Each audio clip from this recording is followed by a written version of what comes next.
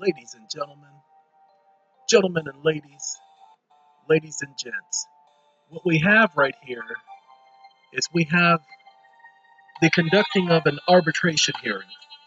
I figured it's about time that we demonstrate to you all what we do in an arbitration hearing and how it's conducted. So this is not complete, but this one is pretty lengthy. Why? Because we're adding the case law to prove our point. Now, I'm doing this video because I want all of you, to hear what's going on.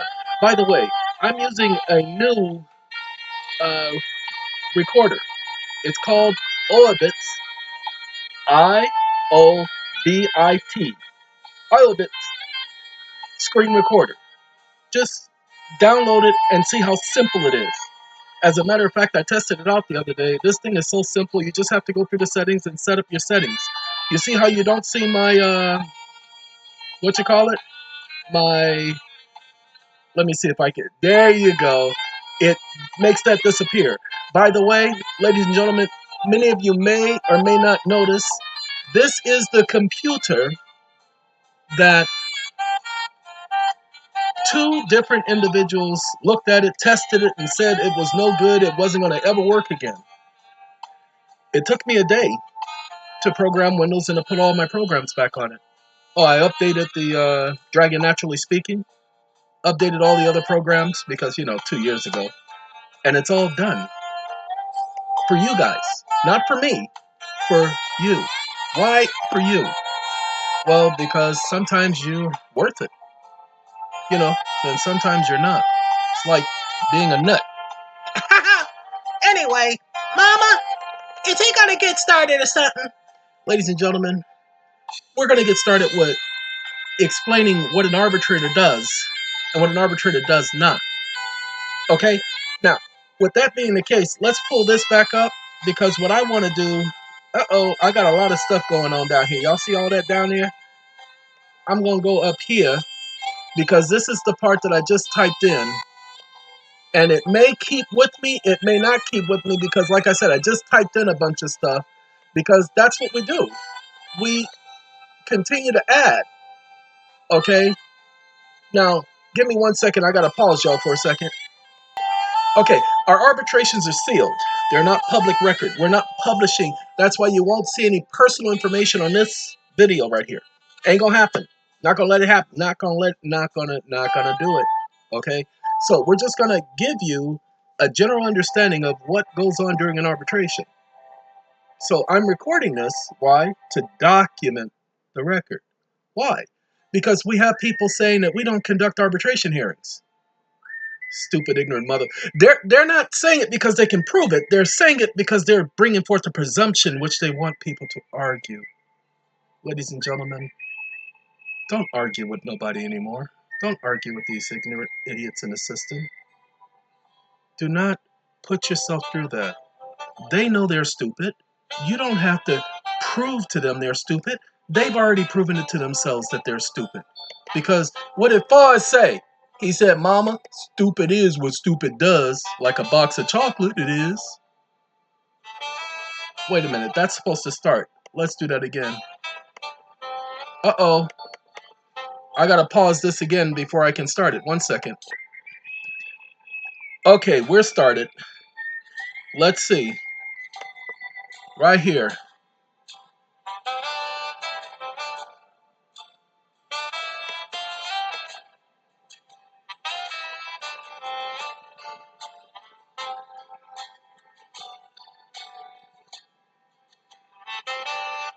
Gotta get rid of that so I can move around.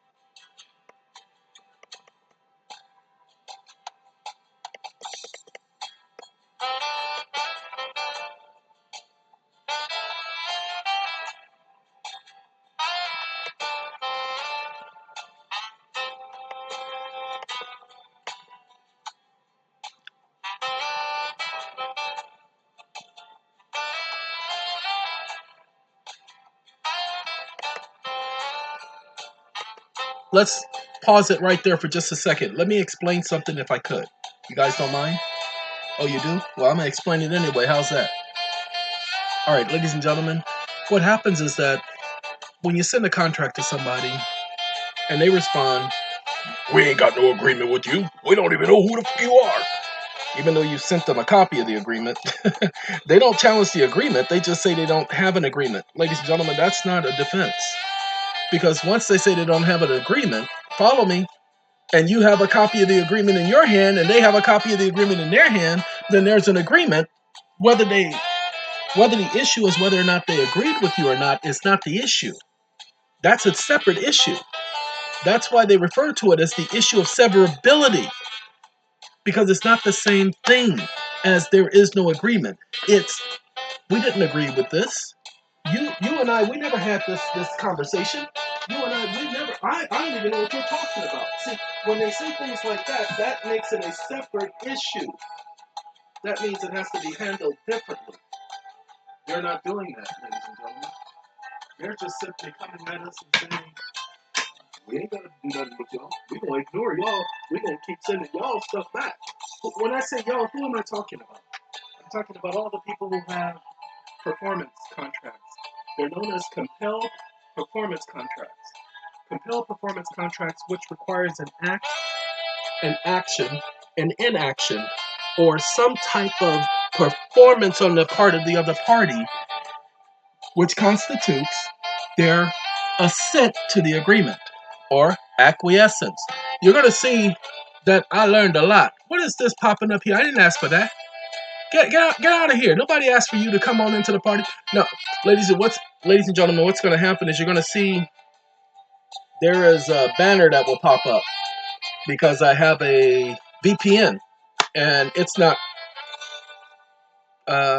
costing me anything. It's free. So when you get something for free, gotta accept the consequences. Just gotta accept the consequences. Sorry. Okay, back to this. This is what I've been yelling from a cell regarding this information. One more thing. Those of you who did the incarceration contract, those of you who, the individuals who put forth the faith and are trying to get yourselves out, please bear with me because all of you get to be placed in the same boat. There is a process that will be adding in addition to what you've done. It will not cost you anything. You follow me? So just understand, just like those of you who did the SAT packs, you're getting tax credits as a bonus for being investors, being partners of the organization. You didn't initially come in saying, that's what I want right there. I want that right. No, you came in understanding you were going to get a benefit because I told you were going to get a benefit. But you didn't come in with the understanding that it was going to be, oh, ice cream and chocolate cake? Oh, God, I just love ice cream. I don't like chocolate cake, but I love ice cream. Okay. Shall we continue? All right, I will continue. But anyway, just know that we have your back. Those of you who are incarcerated, just know that I'm not letting it go. My defrauded homeowners of America people, you've been with me since 2012, and you see, I don't let things go and I don't forget. And finally, I'd like to thank the Academy. Ladies and gentlemen, all of you who've shown concern and care and who worried about me. Many people, do you know I had a friend who I wasn't able to contact. I've known him since 2005. First person I met in New York. Known him since 2005, and this friend, ladies and gentlemen, thought I was dead because he couldn't get in contact with me for 2 years. He thought I had died. I don't want to put people through that. So I thank all of you for your kindness, your concern, and yes, it got kind of bad in there to the point where twice 8 officers tackled me, jumped on me. 8 officers. No beating me up or anything, just pulling, twisting, and yanking. I was in a wheelchair at the time. Each time, in handcuffs, shackled, waist, and ankles, and 8 officers still jumping up on me and almost broke my arm. My left arm. Each time, the same amount of officers. Now, why does it take 8 officers for 1 man? Every single time I get into a situation, they got to get 5, 6, 7, 8 people. Why? Because you too big. I'm too big. I ain't big. You big. I'm not. I'm not. You and your mama is what I say to that. All right, ladies and gentlemen, we're going to continue, okay? Let's let the way that an arbitrator does a proceeding and how the law protects the arbitrator, because that's what the beginning is going to talk about. Like I said, this is going to be lengthy.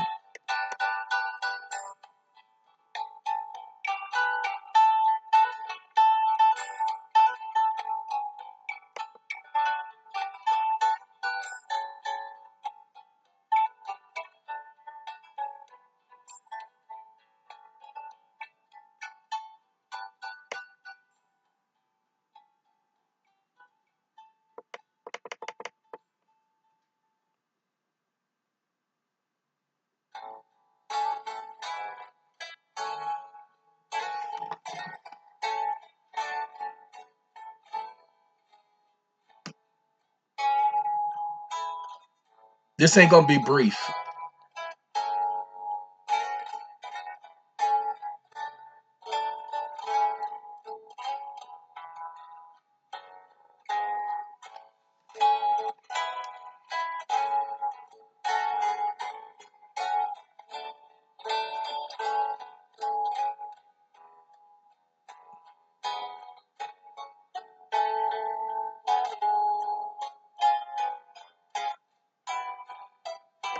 It's supposed to be 4.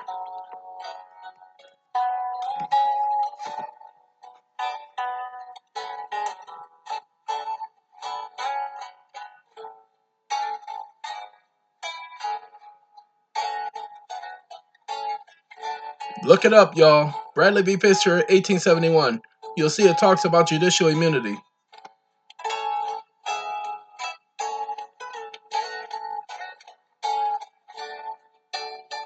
Basically, this doctrine says the judge can do whatever he wants, and y'all can't do nothing about it.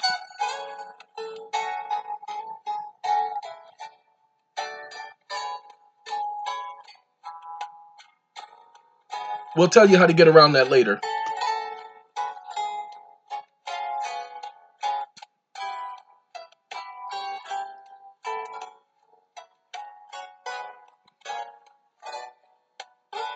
That's where judicial immunity comes.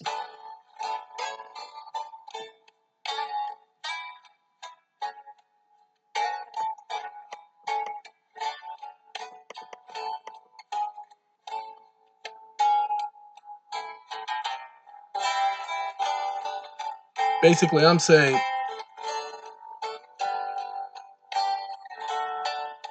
I'm going to follow the law, the contract, and the Federal Arbitration Act.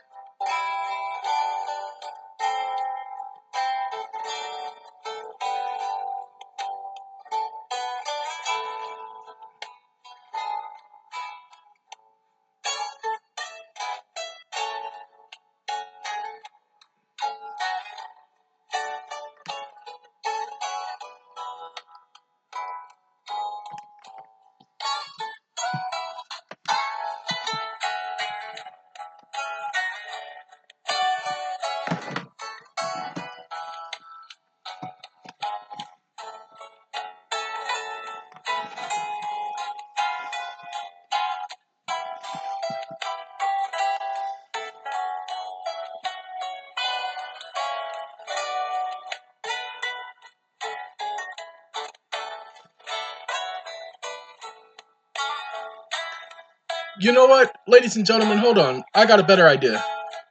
We can do this better. I got a better idea. Hey, youngster. I said, Ryan, I'm going to do this. You get on out. We're going to send Ryan bye-bye. Okay, Ryan, go bye-bye. Bye-bye, Ryan. Bye-bye. Okay?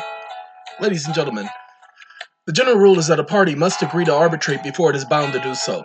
So, in other words, there has to be an agreement to arbitrate. You can't just arbitrate with somebody. And in order for you to do a contract with an arbitration clause and send it to somebody without there being a signature, then there has to be a prior agreement prior to that agreement. So it allows you to recontract with them. We'll talk about that later. See, now in this instant matter, the parties have agreed that there was a prior agreement in existence before the current agreement, which has been presented before this body. In the current agreement, the complainant received an offer from the respondents and or their representatives, which is not disputed by any party in the instant matter. And we go into detail of the more systemic, the more, see that, I didn't put that there.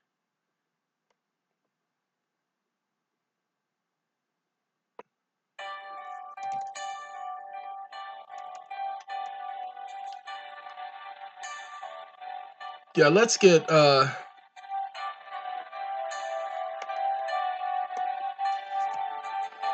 into more detail to the understanding of this principle in a lot of sections of this award. As noted, the parties document their prior relationship, i.e. agreement. The response by the complainant included not only change in terms of clause, a change in terms clause.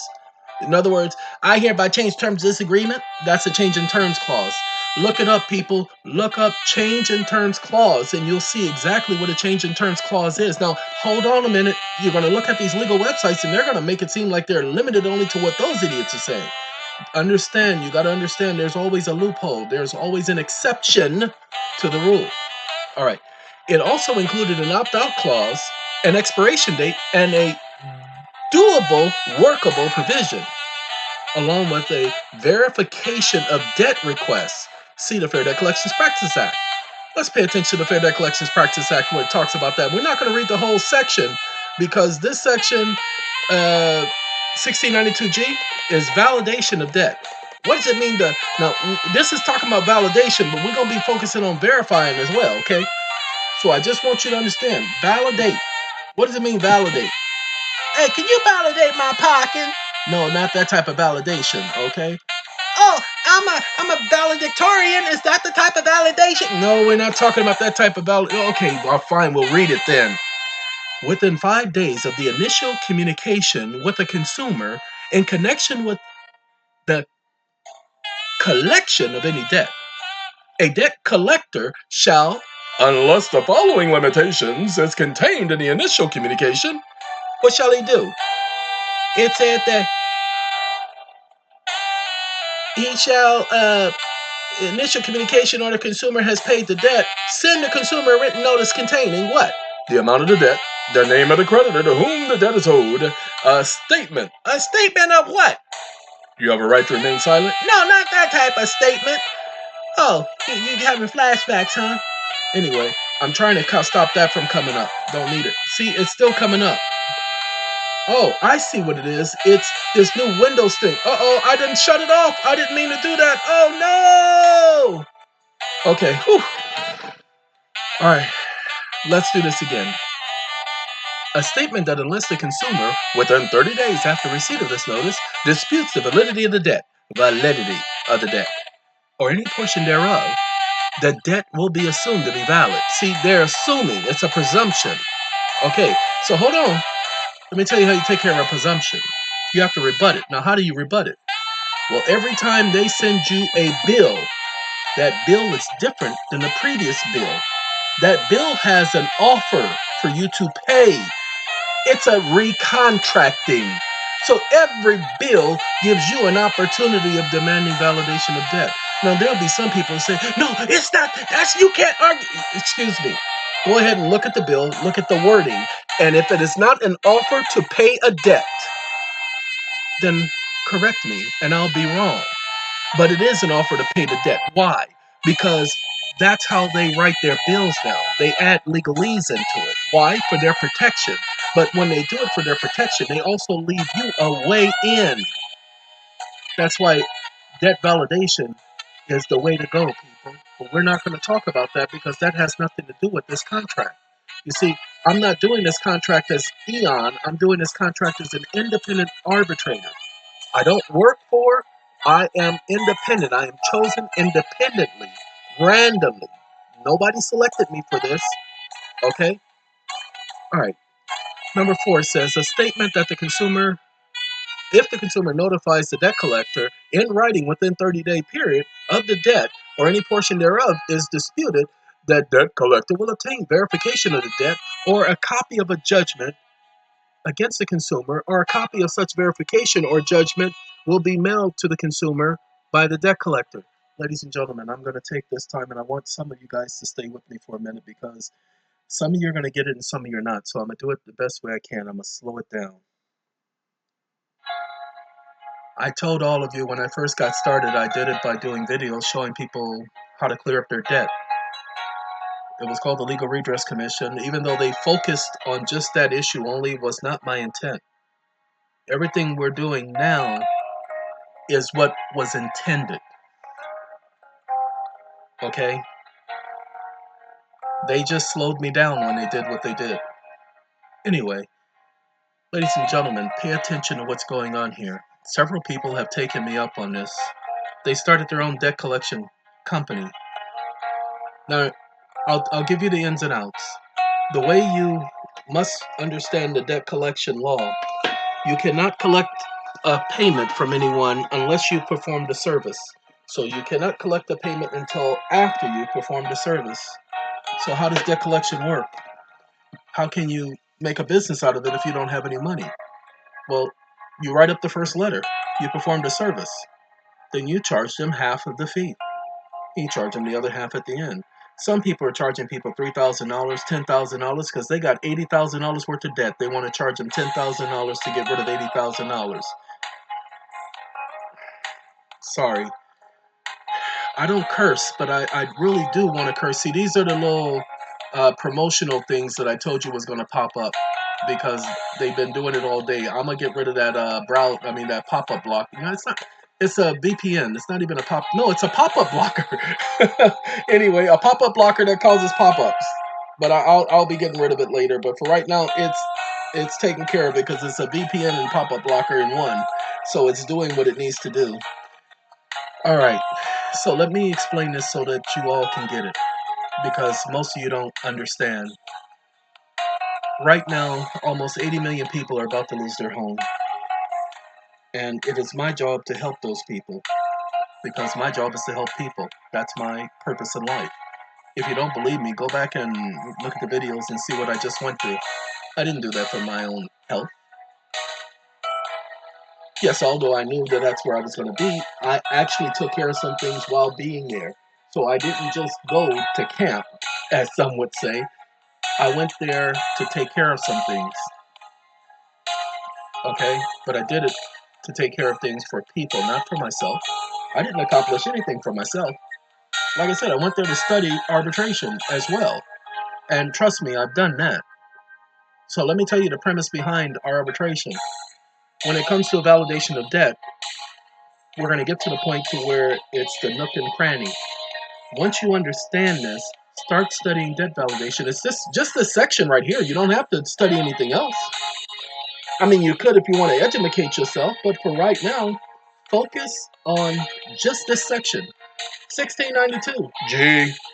Okay? Just focus on this section. Yo, what up, G? You follow me? All right, let's go on. Number 5. A statement that upon the consumer's written request within 30-day period, the debt collector will provide the consumer with the name and address of the original creditor, if different from the current creditor. You're going to find out there's some negatives to that part right there that people just don't know. But anyway, disputed debt. Let's find out what the, what's this thing called? Is the Congress had to say about disputed debts. Uh-oh, I went too far. Oh, you done gone too far. Okay, you know it's true that the debt or any portion thereof is disputed. Or, and we do this all the time, we send in notice of disputes of debt, but we don't dispute, we just do a verification. Okay? But notice this, that the consumer requests the name and address of the original creditor. You don't need the name and address of the original creditor, but you're going to request it anyway. The debt collector shall cease collection of the debt or any disputed portion thereof until the debt collector obtains verification of the debt and a copy of the judgment. Ladies and gentlemen, have any of you ever asked for verification of your debt from a creditor? And it says that they cannot proceed until they provide you with verification of the debt and a copy of a judgment, or the name and address of the creditor, and a copy of such verification or judgment, or name or address of communication. Wait a minute, this is touchscreen. I can take care of that. Touchscreen. That's what happened when you got touchscreen. That would happen when you touch the screen and the screen just do what it do. I'm gonna make it do what it do. Okay, so here we are. I think I went too far. Yeah, I went too far. I'm supposed to be right up in here. Okay, so let's get back up to this creditor thing. Obtain verification and a copy of the judgment, the name and address of the original creditor, and a copy of such verification or judgment or name or address of the original creditor is mailed to the consumer by the debt collector. That's why you don't want the name of the original creditor. You can care less about that. You want verification. That's what you want. You want to be specific about asking for verification. You'll find out in a minute. Collection activities and communications that do not otherwise violate this subchapter may continue during the 30-day period referred to in subsection A, unless the consumer is notified by the debt collector in writing that the debt or any portion thereof of the debt is disputed, or that the consumer requests the name and address of the original creditor. Any collection activities and communication during the 30-day period may not overshadow or be inconsistent with the disclosure of consumer rights to dispute the debt and request the name and address of the original creditor. You're disputing the debt by asking for a verification of the debt. Nobody can verify a debt that's been sent to another person. Go ahead, take a look. Any mortgage, they cannot verify that debt. You'll find out in a minute. I'll explain in a minute. Admissions of liability. The failure of a consumer to dispute the validity of a debt under this section may not be construed by any court as an admission of liability by the consumer. Legal pleadings. Submitting to the jurisdiction of the court when you do a pleading. All right, let's go. A communication in the form of a formal pleading in a civil action shall not be treated as an initial communication for the purpose of this subsection. In other words, you can't file a lawsuit saying I'm challenging a debt by filing a lawsuit. That's what they're saying. They say you got to file a separate letter. Anyway, notice provision. Who's giving notice? I'm giving notice. I'm not working here no more. The sending and delivery of any form or notice which does not relate to the collection of a debt is expressly required by Title 26, Title 5 of the Graham-Leach-Bailey Act, 15 U.S.C. 6801. Oh boy. And any provision of federal law and state law relating to notice of data security, breach, privacy, and any regulation prescribed under any such provision of law shall not be treated as an initial communication in connection with the debt collection for the purpose of this section. So you don't have to worry about those two, because you're asking for verification. And remember, anything that constitutes a recontracting constitutes an additional 30 days, or a restarting of the 30 days, a new statute of limitations. Hey, there you go. Do you see verification? Let's find out what debt verification is all about. Verification, debt verification. Verification is in the legal context, refers to a declaration under or upon penalty of perjury that the statement in pleading is true. So let me explain it to you again why it works so well. When you do your debt letters, you demand this verification that the law requires. Because guess what? They cannot withhold that from you, because the law says you're entitled to an accounting, a verified statement, not just a regular printed statement from some stupid computer. You have a right to verification signed under penalty of perjury. They will never sign it under penalty of perjury because they do not know the accounting, because they wasn't there to receive every dime, so they cannot sit up there and sign under penalty of perjury that amount is absolutely true. I know some of you are just now getting it. Been yelling it to you all these years, but nobody's paying attention to me. So, ladies and gentlemen, challenge your own debts. Pull out your bills. Pull out your credit cards. Pull out your credit report. Challenge that, okay? All of them. Demand verification and tell them. Put the definition of verification in your letter. Tell them, if you can't verify this debt, you need to stop and cease collecting on it. And if you try to collect on it again, I'm going to cite you for double jeopardy. Get this off my account now. Hey, I know some of you got some. I see light bulbs coming on. Look, ladies and gentlemen, this is a whole new me. I'm giving you the information, I'm not holding back. I'm giving you everything you need to get started. See, I'm not telling you about starting a business. There are a lot of, look, I don't advertise my videos, so there are a lot of people out there who won't know this information. You can start a business doing this. It's simple. A lot of you are out of work, so start your own debt correction companies with just this information that you just heard from me right now. Now, I'm acting as an arbitrator. I'm impartial. Well, the gentleman asked for verification of debt. They never provided him verification of debt. I have to be impartial. If they have provided him verification of debt, then that point right there is moot. I cannot decide on it, but I can.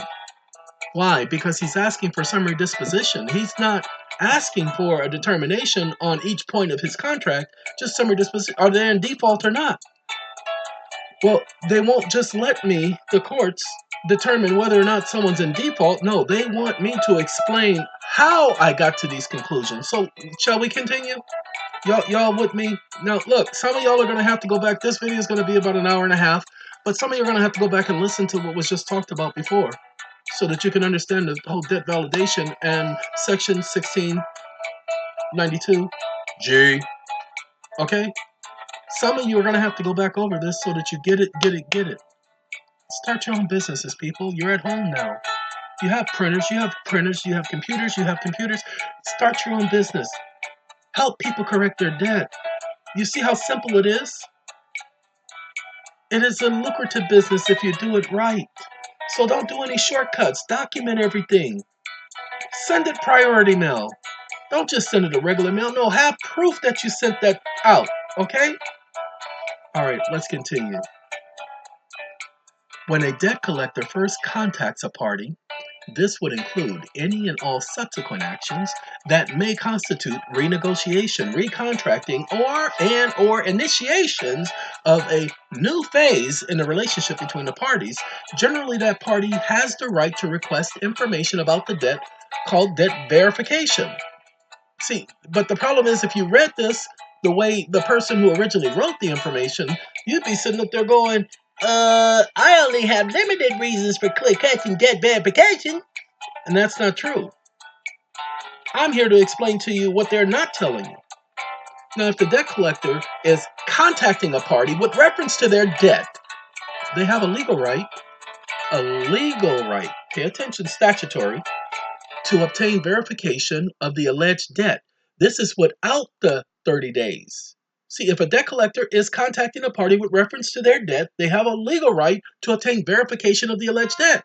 Because remember, there's always an adjustment of fees and taxes and assessments, administrative fees.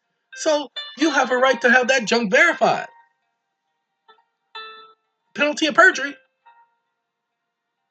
Notice the debt verification of a consumer's is a consumer's legal right to request it for information from a debt collector about the debt that is being collected.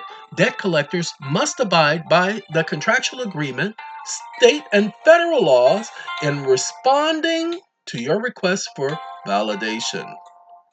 Got to get rid of that. See, that's where I come in. I edit this because sometimes they say people like me are nonsensical, rambling, blah, blah, blue, blah, blah. Okay.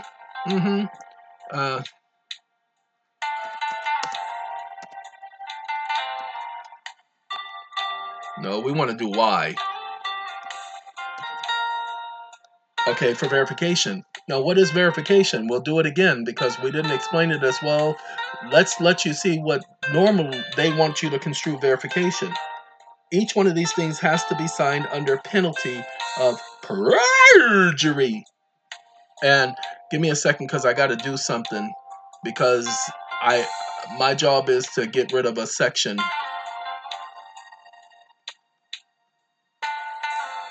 Copy. Okay, let me go on now.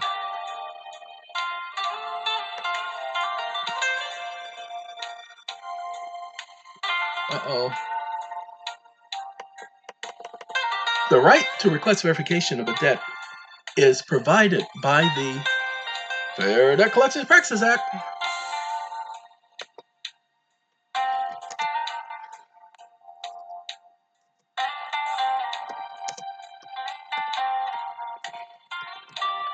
provided for by due process and the Fair Debt Collection Practices Act. Uh-oh. Did I? Yeah, that was backwards. Let's get rid of you. Let's get rid of you. And there we go. Provided for by due process and the Fair Debt Collection Practices Act. The law was enacted. The Fair Debt Collection, and we'll do FDCPA here. See, that's what goes into this. The FDCPA was enacted to allow consumers to obtain more information about the debt that is being collected and to act as an informed dispute resolution system between consumers and their collectors. Ladies and gentlemen, F them. Because I told people to leave me alone. I said, leave me alone. And I'll stop revealing your secrets. Here's the biggest secret in this country, because this country is built on debt. You want to have all debt being canceled? Ask for verification. Tell them you want a sworn statement. If they don't provide that sworn statement, ladies and gentlemen, send them a notice of default. Well, no, give them an opportunity to cure the default. Same as we do in our contracts. Give them an opportunity to cure the default. Say, hey, give you an opportunity. I know you're stupid and everything, but I know stupid people, stupid does what stupid does. My mama done told me that. So what I'm going to do is, here's my notice of fault, and I'm going to give you an opportunity to cure. Please send me some proof that you sent me that verification that I asked for. Okay? And here's the definition for verification. So where's that under penalty of perjury document you sent me? I need to know when it was sent, and I need to have a cover letter that's dated, and I need to have proof that I received it. So go ahead and send that to me, because I ain't received nothing, and I ain't got nothing here in the document that you sent me nothing. Okay? Then they're not going to respond to you. They're going to respond to you in ignorance. No. You sent them a third letter. What third letter? Third letter is notice of intent. You're in default. You keep collecting on this, and I'm going to kick you in your... Okay? So what you do at that point, ladies and gentlemen, is you contact the credit bureaus. All of them. Say, I've demanded a dispute of this debt. Here is the law. The law says that they must provide me verification of the debt. They have not verified this debt. And I'm demanding that you get verification of this debt because they haven't provided it to me within the time frame the law says. They have 30 days to provide it. That's statute of limitation. If they can't provide it within 30 days, they must cease any collection activities. That means including reporting it on my credit report. Are you people paying attention to what I'm saying? Because some of you are picking up on it, but many of you are ignoring it because you're not paying attention. Pay attention. By the way, ladies and gentlemen, if some of you do start businesses, why don't you throw a little bit of support this way so I can keep putting out information? Because, see, I can't keep doing this for all of you on my own. But I thought you had to... It ain't like that, people. I'm not trying to get rich. That's why all of my arbitration awards, I have donated to someone else. Well, then that's your problem. That's why you ain't got... No, it ain't. That ain't... Oh, Lord. I just wish people could understand, but they don't get it. Because everybody wants to put themselves in my shoes, and they don't understand it. My feet? You can't fill my shoes. Anyway, if you're going to start a business, why don't you kick something back this way as a thank you so that I can keep helping other people? Don't worry about it. We're going to put up a donate. I'm not in a rush to do it, so that's why it's not up. Okay, but there's going to be a donate button on a site for you to go to donate to the cause so that I can keep providing information like this for you. That's why I'm taking the time. I have some people being upset by the length of my videos because they said they were too long. I'm sorry. To the simple-minded, to the people who have an attention span of a zebra. Zebras are wild. They don't pay attention. You can't control them. They're untamed. That's why I use the term zebra, okay? I wasn't talking about black or white because Michael Jackson did that. All right? Ladies and gentlemen, what's going on here is this is information to help people. It cannot be done in 5 minutes. That's why people are calling me, asking me on the telephone to help them out. I'm helping you out. Go back and listen. Okay? Go back and listen. Listen to the information I'm giving you. Now, I want you to go look at any video on YouTube right now. Go to every single one of them and see if anybody's giving you the information that I've given.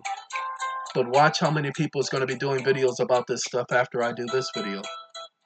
I don't mind having people on my coattail, but I just want you all to know where it's coming from. I'm not getting this from anybody else. Now, I am getting it from the God that I serve because He's the one who I pray to. He's the one who allows me to understand stuff. Okay? Just that simple. Let's go on. Oh my goodness, he mentioned God. And he's doing arbitrations and he bringing God into this? Well, if you can trust in a God, I can believe in a God, mother. Okay, let's get back, shall we? We're going to go here.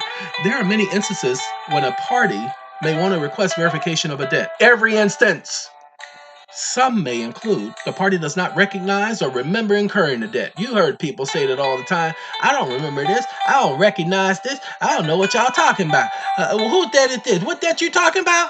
You talking about unessie? I ain't did nothing but unessie. I couldn't stand that wench. Okay, anyway. The party does not feel that the amount of the debt, the party I put does not feel, give me that, is correct. Okay, the party does not feel the amount of the debt is correct.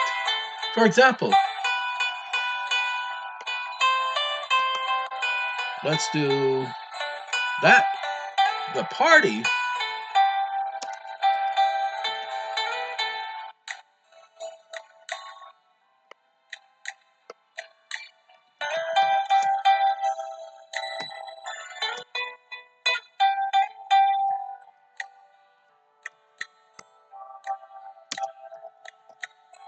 may have previously paid all or part of the debt, or that there were incorrect changes added or charges added to the debt. Verification. Ladies and gentlemen, if there's incorrect charges on the debt, every time they send you a bill, I didn't say this came from a website. I just liked what they were saying because it was pretty much what I understood. Okay? The party had previously paid or part of the debt. This is what you want to focus on. This is where your 30 days come from. Part of the debt is incorrect. The charges added to the debt are incorrect. Why? Because here's the thing, ladies and gentlemen. If I get a debt from another company and I buy a debt, and we have bought debt before, the law requires us to get verification of that debt. Well, if there is no signed under penalty of perjury that all that information is 100% accurate, then that's not a verified debt. And they're not allowed to collect on anything that's not verified. Go ahead and verify it and see if I'm right. Oh, God, he's trying to be stupid. Your mama's trying to be stupid. All right. The party believes that there is a possibility the debt may be uncollectible because it is old. Anything that is over 180 days old, 6 months, is uncollectible. It's charged off, written off. Did the video the other day showing you when they charge something off, they're receiving a credit from the government, get to write it off on their taxes. So if they get to write it off on their taxes, again, why are they trying to collect it from you? That's why you need verification. You need to show me that you're not getting a write-off for this, because this account shows it's been charged off. That means you got a tax credit, or somebody got a tax credit. If somebody got a tax credit, then what you coming to me for? I need verification that there's a remaining balance. So give me my accountant under penalty of perjury, so we can take you to court, and then you get to testify, get to pull in all your records, and show you a lie. That's right, I said you're alive. That's what's going on, ladies and gentlemen, and it's happening now. A couple of, about 180 million people in the United States alone? These are the laws for the United States, but these are universal laws. So, again, pay attention. Somebody's going to learn something. Somebody's going to get rich off of this information. Every last one of you, there are 380, don't let them tell you 340, that's a lie. 380 million people in the United States. I don't have 380 million people watching my videos, so y'all can all start companies helping people with their debt. Do like I did. Demonstrate to them on 1 or 2 of the things on their tax, on their credit report, and do written contracts, ladies and gentlemen. Don't just agree with somebody. Do written contracts so that you'll have documentation, and don't take advantage of people. Because let me tell you what happens when you take advantage of people. Nothing ever works out for you. You'll lose everything.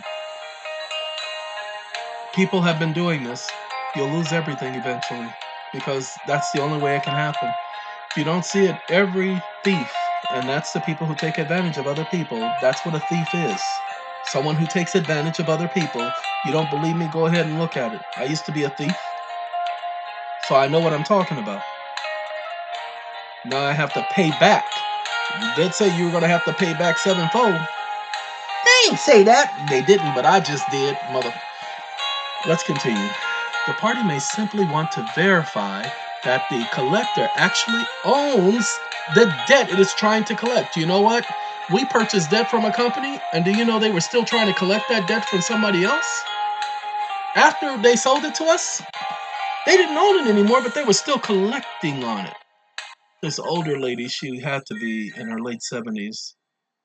She talked to us in a letter. She wrote a handwritten letter, and it was no cursive, all letters, so you could tell that she didn't have a full education, but she was very distressed. Said, I paid this bill. I paid it several times. And I don't know why you people keep messing with me. I done paid this bill.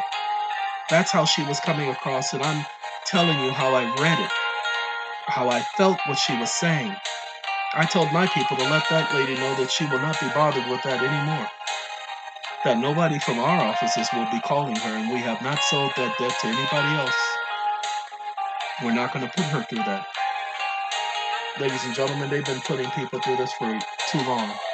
So let's use their law. The FDCPA is their law, not mine. I did not create the law. I did not create this. This is not a new remedy, people. It's already been there. It's not new. Nobody's telling you anything new. Okay. Even if a party has reason to contest the validity of the debt, the FDCPA still allows an individual to request verification. See, it doesn't matter what your reason is. You have the right to request verification. And upon every new bill, I see you got some new figures here. These weren't the figures that was on the last bill, so that means this is a new offer to pay, ain't it? Because you're telling me you want me to pay this, so you're giving me an offer to pay. Because with every offer, there must be a bill. You guys do know that with every bill, there must be an order. So somebody is ordering that person to pay. Interesting. So that's a new offer. Oh, well, then if you're giving me a new offer, well, I'm going to give you my offer. I need you to validate this debt. This means that even if the debt is illegitimately yours, it is owed. You still have a right to request, is yours and is owed. You still have a right to request verification. Why? Because the debt collector may not ask you to cite the reason why you want to verify the debt. They don't have that right. Why do you want the debt verified? Because your mama told me to ask for it. That's how you respond. No, you don't. Ladies and gentlemen, we've been too confrontational with people. We have to tone that down. I'll be doing a video very shortly about some of you, because I go on vacation and some of you have been out here acting a fool, showing your anuses. Let me explain this. Ladies and gentlemen, if I go to the airport and I drive onto their property, because that's private property, the airport is private property, it's not federal property, it's private property, and I go through those doors and I put my luggage on that little stupid turnstile, or I put it in a cart and I wheel it down those aisles in their house, in their building, then I don't get to tell them, hey, wait, hey, come here. You see that right over there? I need you to move that from right there, and I need you to put it down at the other end of the hallway, because I don't want to see a Burger King here. I want it down at the other end of the hall. I need you to do it right now. Ladies and gentlemen, you see how stupid that sounds?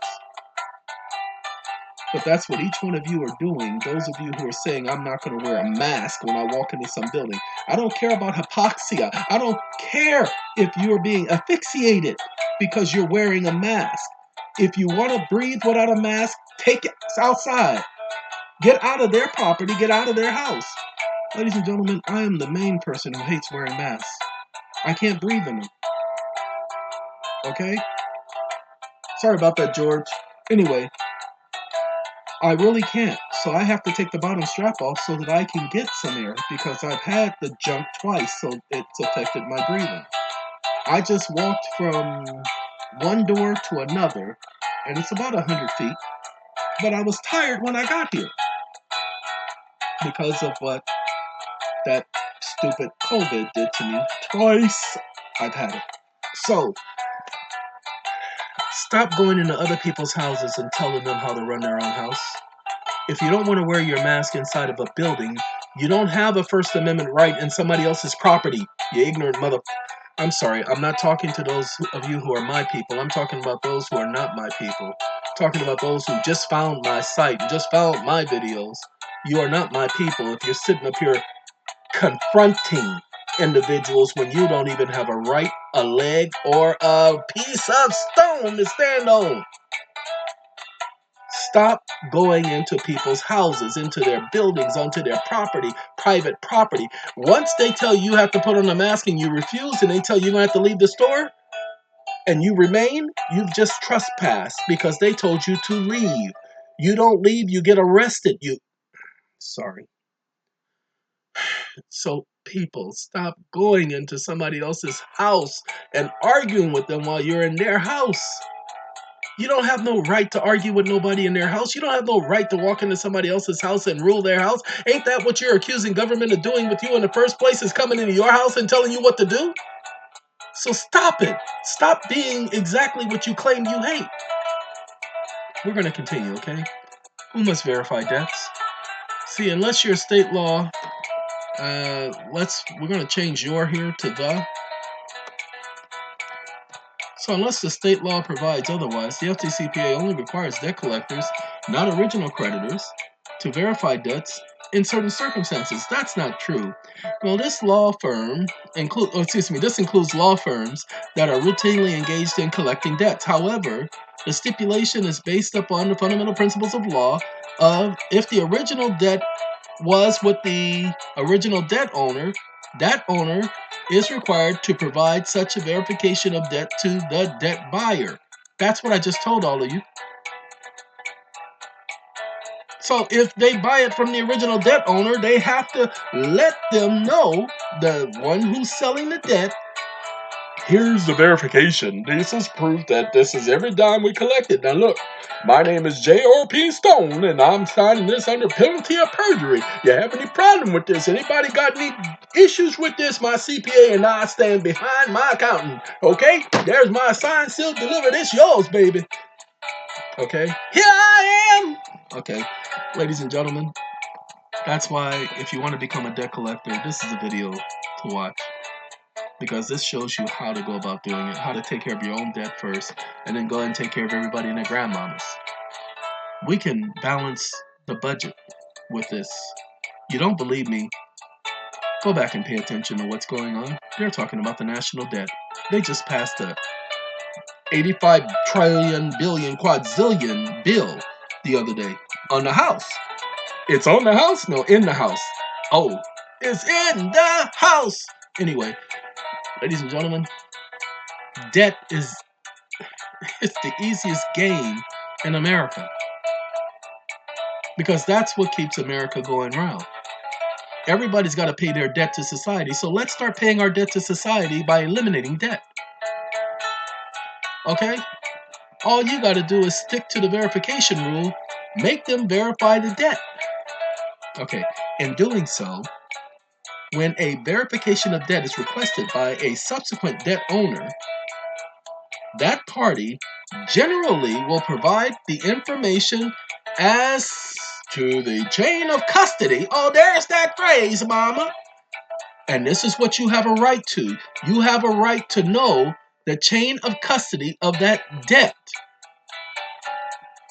And the actual, ooh-wee, it would be as if I wrote this, huh? Uh-oh, I messed up. Ladies and gentlemen, to be honest with you, I did write it. This is my adding that in there. A collector's duty to verify a debt begins when a party sends a specific request for verification. In this instance, such was requested. The record does not provide any indication that there was opposition to such a request. In fact, the record does not provide any indication that there was ever a response to specific requests. Okay.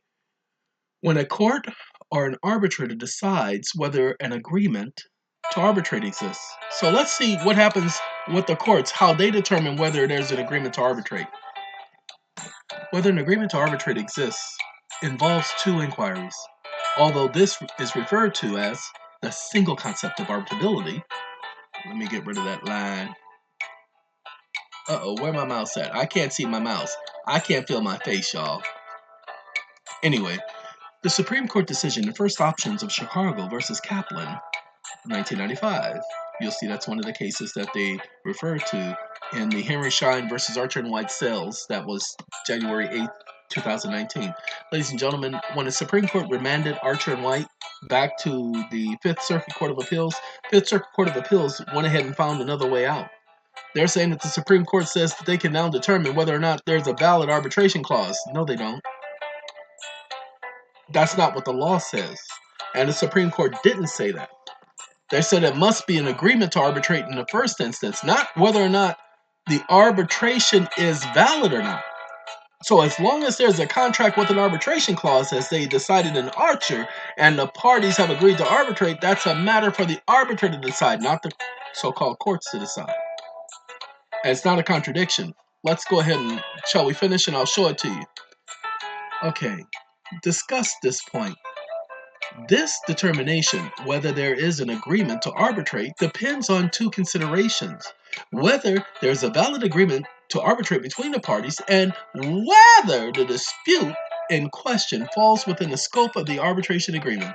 The question of who decides these questions, arbitrator or the judge, are to be critical.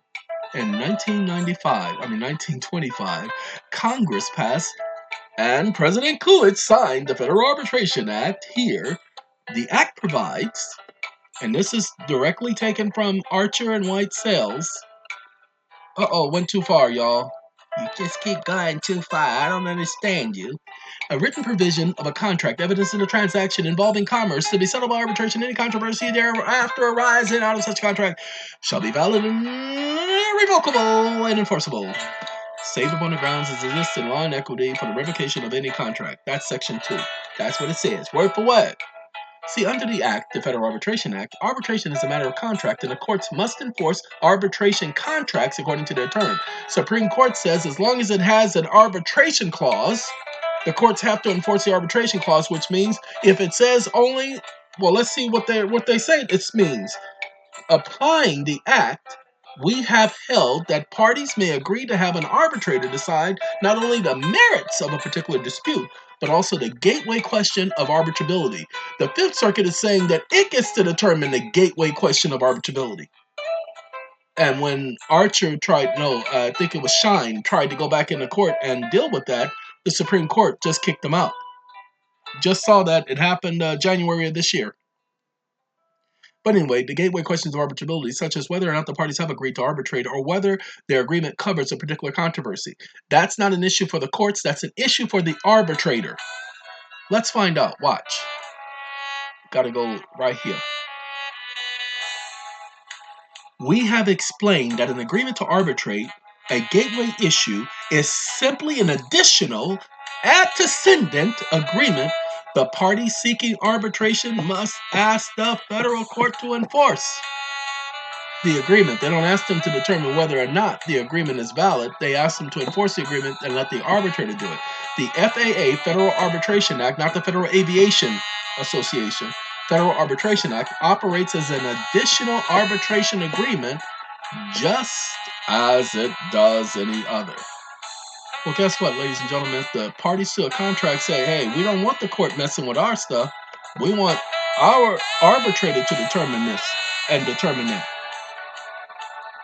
By the way, that hyphen is in the actual original case. Now, here's the next. Parties are free to agree to that an arbitrator may decide whether an agreement to arbitrate exists. But if there is no clear and unmistakable evidence of the parties, that's right, those are not my words, I just copied them from the Supreme Court,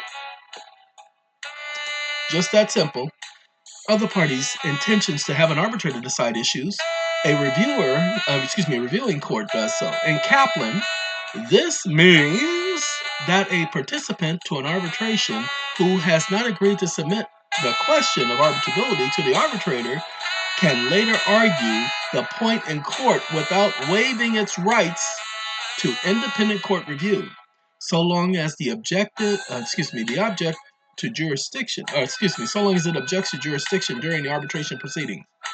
Now, the court says they have to object to jurisdiction. They have to challenge the jurisdiction of the arbitration during the arbitration proceedings. Sorry, Charlie. They don't challenge during the arbitration proceedings.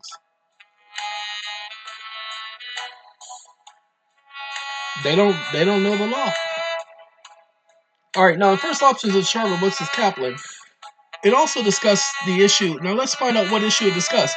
Note that if the parties to a contract agree to allow an arbitrator to decide the issues of arbitrability, the decision of the arbitrator is reviewable under traditional standards of review of arbitration's decision. On the other hand, if the parties do not agree to arbitrability, it is entitled to an independent review of the issue by the courts. So guess what? If they do not agree, but in a contract where there's a prior relationship, that's an agreement. Let's continue. This flows from the fact that arbitration is simply a matter of contract between parties. It is a way to resolve these disputes, but only those disputes that the parties have agreed to submit to arbitration. That's right, to put in the jurisdiction of the arbitrator. Exceptions to the signing requirement. Now, why did I add this? Because many contracts don't need a signature. Does yours have a signature? Mine don't have a signature. Some contracts don't have no signatures at all. Well, let's find out what's going on here. Just like the one you signed with the courts when you walk into that building. You agree by actions.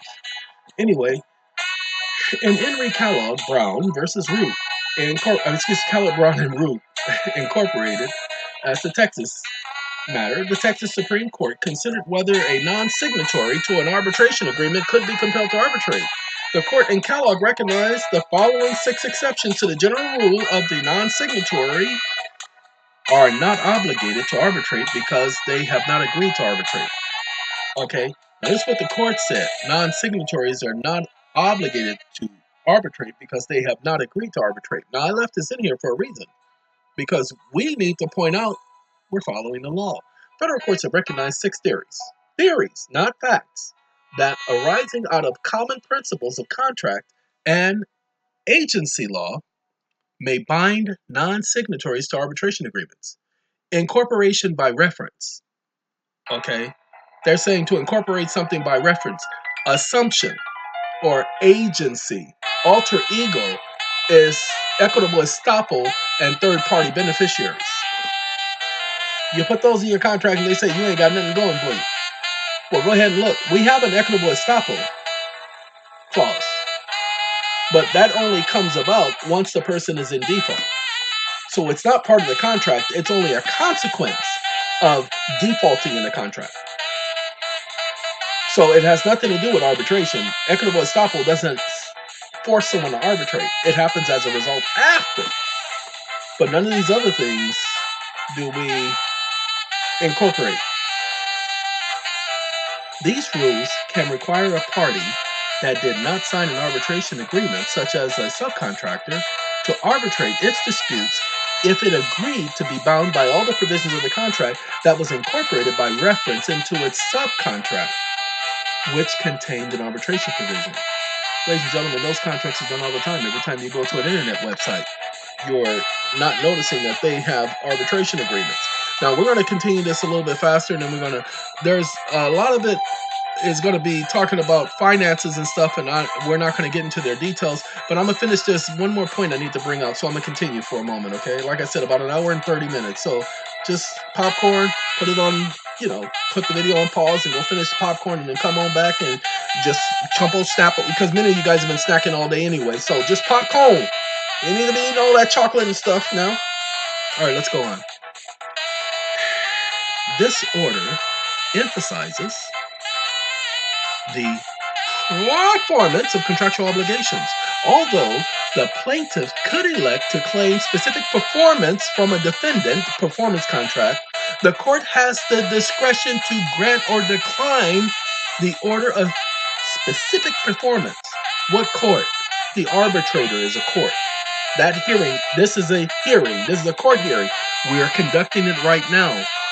It's being done de novo, and I'm recording the hearing like I would normally do to let everybody see the thought process that goes into dealing with each contract and each arbitration agreement. I've already gone over the contract, which is why we're not going over it now. This is just the decision making. The discretion must be exercised judicially and does not confine on rigid rules. The courts decide each case according to its own facts and circumstances. Thank you, impartiality. Plaintiff has the right of election whether to claim specific performance from a defendant or damages for breach of contract. That's what the plaintiff did in this matter. The defendant does not enjoy any choice in this matter. As a general rule, specific performance is not often awarded in contracts of service. However, because they're not performing a service, they're performing a duty. There's a big difference. However, recent developments have demonstrated that specific performance will usually be granted in employment contracts if there is equality of bargaining power among the contracting parties, and such order will not produce undue hardship to the defaulting party. Public policy generally favors the utmost freedom of contracts and requires that parties should respect and honor their contractual obligations in commercial transactions. Public policy is rooted in the Constitution. No, public policy is not rooted in the Constitution. Well, it's supposed to promote the civic general welfare and secure the platinum liberty for our prosperity and all that stuff. No. Public policy is a creation. Because there are no rules on public policy. They make that junk up as they go along. That's not how the Constitution was written. Those idiots knew what they were doing when they wrote it, because the first 10 amendments were never supposed to change. Go back and notice how they never amended any one of the first 10 amendments. Because you need the majority of the people to go along with that. That's why they can't amend number 2. Okay, let's continue, shall we? Contracting parties should be allowed to resell from the contract and use damages as a remedy for breach of contract. In the instant matter, the contract operates as a compelled performance contract, and that each party assents to the obligation in agreement via conduct. Actions, actions. It's not supposed to be interactions. It's supposed to be inactions. But I gotta admit, Dragon Naturally Speaking is working a whole lot better because I haven't even trained it. I just started talking and it did its job. Okay. Conduct and or forbearances. Findings and conclusions in this matter has come before myself, Brett Eon Jones, an independent arbitrator neutral, who possesses more than 30 years of contract law and legal experience. I'm competent, not suffering from mental... Oh, you are suffering from some sort of mental disease. Don't you sit up there and tell that lie. You ain't gonna be able to sign this under no penalty of perjury. Would you shut up? Sorry. It just gets on my nerves.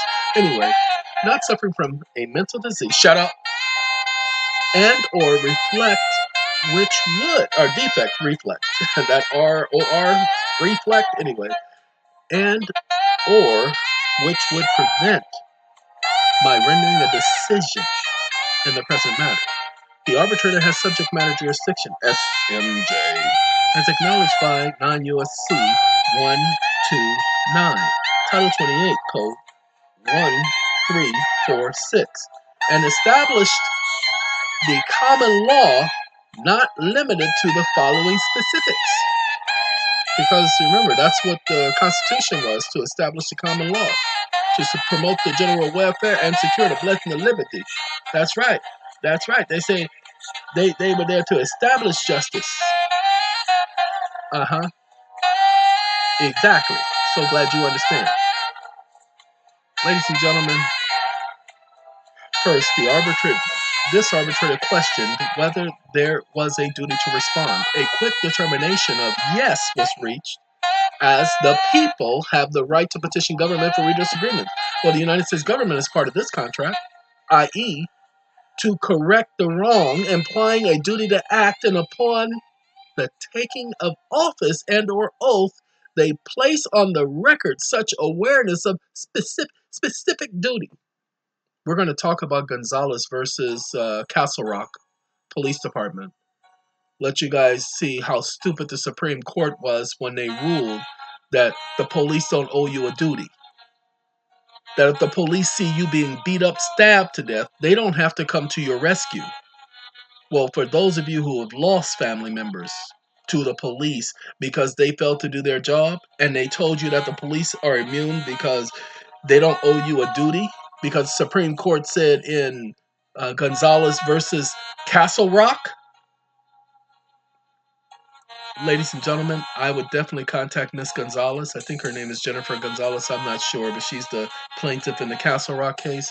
Let them know that the police do owe you an obligation, and you can prove that there is a contract between you and the police department, because you pay taxes. And the very first thing when they shouted defund the police, what was the very first thing, especially here in Los Angeles, that Michael Moore, that idiot, the first thing he did was told everybody he was going to pull the detail, the police who were in the gang units and all that, he was going to pull those details. And so now that crime rates are going up, he wants to claim it's because of defunding the police, and it's not because of his incompetence and his stupidity, his failing to act, because he purposely has said that he was pulling those people from those details specifically. Why not pull them from Beverly Hills? He covers Beverly Hills. Why not pull him from that area? Why not pull him from the Garment District? No, he's not going to pull it from the less crime areas. He's going to pull it from the areas that are known and notorious for being violent and full of crime.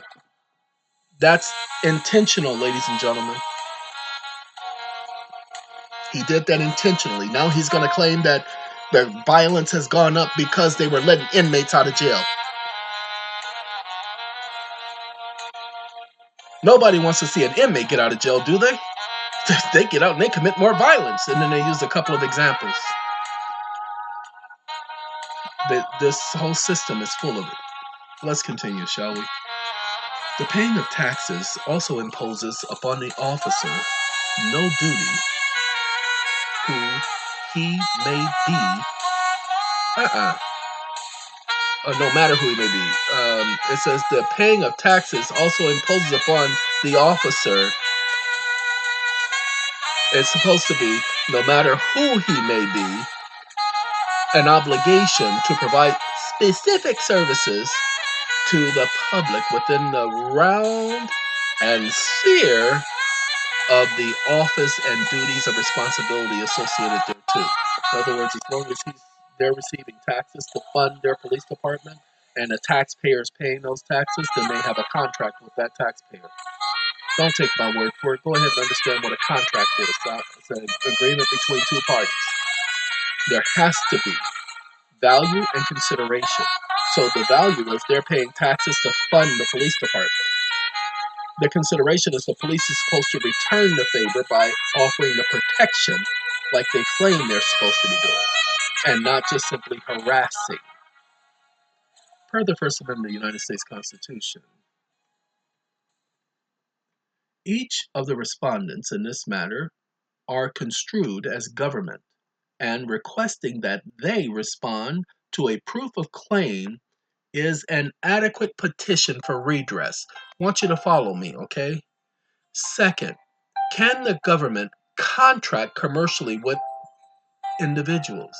Well, it has been determined that the government may enter into contracts the same as a private party, yet only according to the Clearfield Doctrine, as the doctrine places a mandatory surrendering of sovereignty and requires that no such special treatment be given commercial entity of the government. So government had the commercial entity. I'm going to take that one away because I don't need that.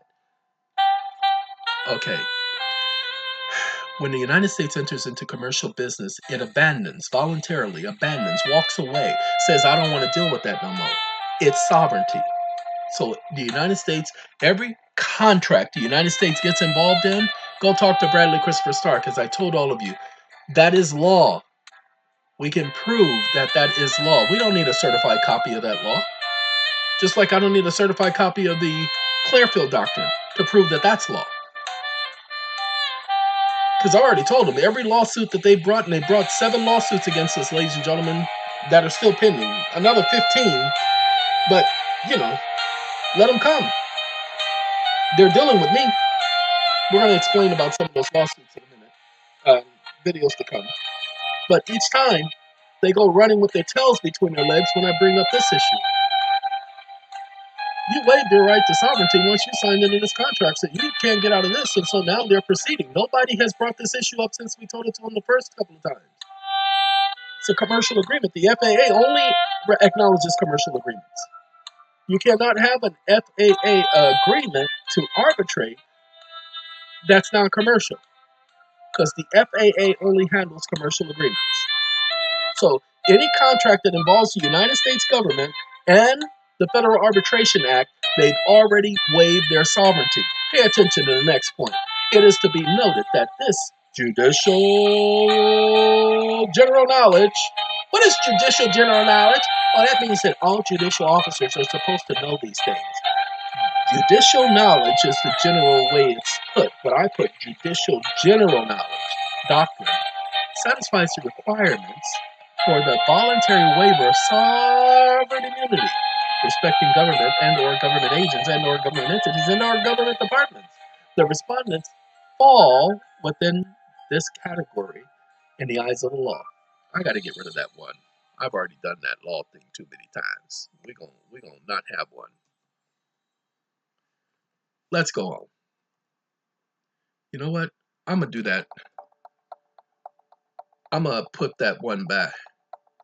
Wait, let's go forward because I don't know what the last one was. I wanted to put both ones back. Yeah, that's right. That's right. That's what I'm trying to do. Okay, let's continue. Okay. Number 5. Third, did the respondents have a duty to respond? Again, the finding is yes. The contract acts as a compelled performance agreement. The contract specifically states that should the respondents fail and or not respond directly to each proof of claim with a specific response and or otherwise refuse to provide the required necessary proof of claims raised herein and above, the respondents will have consented to all the facts. And we note that the federal government and its agents and employees sit as trustees in reference to the public trust to carry out what our reference, to carry out what is referenced, not our reference, as ministerial duty. Well, no, it's correct. What a reference says ministerial duties implying a duty to respond. Okay. Context. A failure to respond while having a duty to respond constitutes performance under the terms of agreement. A failure to respond while having a duty to respond. Take that phrase, a failure to respond while having a duty to respond. Take this phrase right here and Google it and see how powerful that phrase is. Okay? See how powerful that phrase is. Because if they have a duty to respond, they're bound by the stupid contract. So go and see how powerful that phrase is. That's why the contracts work. The respondents had a lawful / legal duty to respond to the claim. In fact, their refusal to or failure to respond is a breach of duty of care to uphold the United States of America Constitution for which they took an oath. See, the Constitution says you have a right to redress. They don't have a right to ignore your right to redress. Let's continue, shall we? Because it's a Bill of Rights, not a constitutional right, because the Constitution didn't give a single one of you a right. The Constitution only secured your rights. And when I say Constitution, I'm talking about 1 through 10, the Bill of Rights. I ain't talking about no 14, 13, 12, 11. I'm talking about the Bill of Rights, because that was ordained by the people. Go back and read the preamble. You'll see they did not ordain the 13th, 14th, 15th, 16th, all the way to the 26th Amendment. They only ordained the Bill of Rights. Go back and look. All right, let's continue. As stated in paragraph 2 of the contract on page 1, intentionally created fraud in the factum and withheld from the plaintiff vital information concerning the debt and all of the matrix involved in making the loan. Again, that case dealt with what? A mortgage. The same as this case. The original lender, when making the loan, violated Regulation Z of the Federal Truth in Lending Act and USC 1601 and the Fair Debt Collections Practices Act 1692. The respondents, and how did they violate 1692? Because they failed to verify the debt. I'm not saying that. The statute says that. Okay? Not coming out of my mouth. That's what the statute says. The respondents have also failed to respond to the order of this arbitrator to appear at this hearing and are in default respecting the government entities specifically because they have not responded. We shall construe the non-response as consent on the record without leave to contest. Because this is a court hearing. This is not some basic nuisance notification. The hearing is held de novo, and that means with nobody present, y'all. We gonna hear it on the record, on the filings of the parties. And the respondents are electing to have this arbitrator rely on the evidence submitted by the parties as the sole basis for their defense. This arbitrator finds the respondent has admitted to the following facts. That the banking holiday proclaimed by President Roosevelt under the Proclamation 2039 prohibiting any during the course of such emergency to include but not be limited to deposits, credits, receipts, withdrawals, and within and between banking institutions is says has not been suspended, yet it has been suspended, declared over and abolished. They can't refute that because it's a fact. We don't need them to refute it, but we know they can't refute it. That's why we do it as a proof of claim, because the moment they refute it, they prove that there's no money. Okay? That's why it's done that way. That the following were asked that the respondents prove or disprove as they have a superior knowledge these issues, and it has a direct bearing on the instant contract. Notice the questions that were asked. Proof of claim that the government, this one right here. The government loan represented by this account is not backed by the full faith and credit of the United States. Proof of claim that issuing the loan in the form of bookkeeping entry credit was deceptive, intentional, and deliberate attempt to conceal pertinent information regarding the origination of the loan and the matrix associated thereto. And now we go proof of claim that the tax credits and or a charge-off whereby the government has issued a credit respecting the associated loan debt has not been applied to the borrower's side of the ledger, indicating an adjustment in balance. Pay attention, y'all. If they've adjusted the account because they received a tax credit, how come they're not crediting your account because they received a tax credit? They're supposed to. If you pay on a bill, they're supposed to deduct the amount from the total amount owed from the total amount that you just paid. They ain't been doing that, y'all. Proof that the borrower is entitled to a full and complete accounting, as you and or your associated organizations are the keepers of record, the custodian of record, and or it's supposed to be ARE, apologize, but that's coming from the contract, so I'm going to take care of the typo of the contract because that's what the contract allows me to do, because it's supposed to be taken contextually. All right.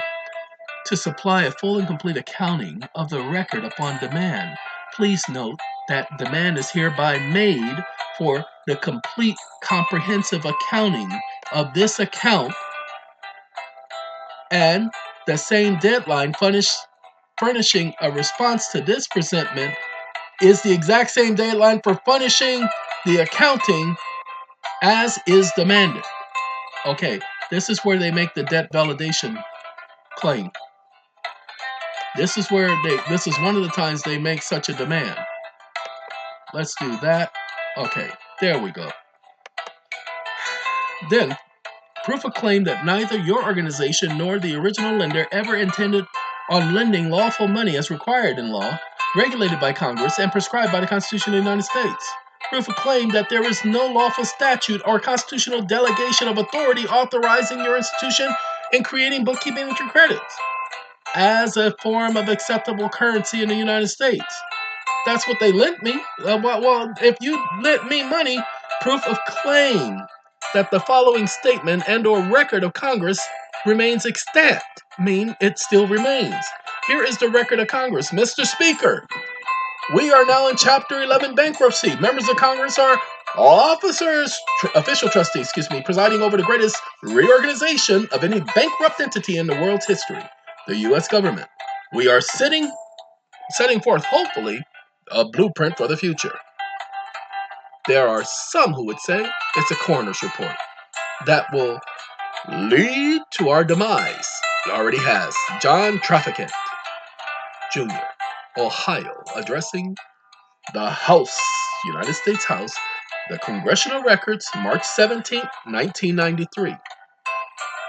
Look at that. We're about to have its, almost, that's a long time ago. I just realized 1993, that's almost 30 years ago, y'all.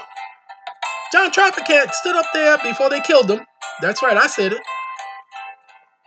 Proof of claim that as a banking institution, the borrower may utilize bookkeeping entry credit as a form of acceptable currency as it was initiated currency, the initiating currency of issuance.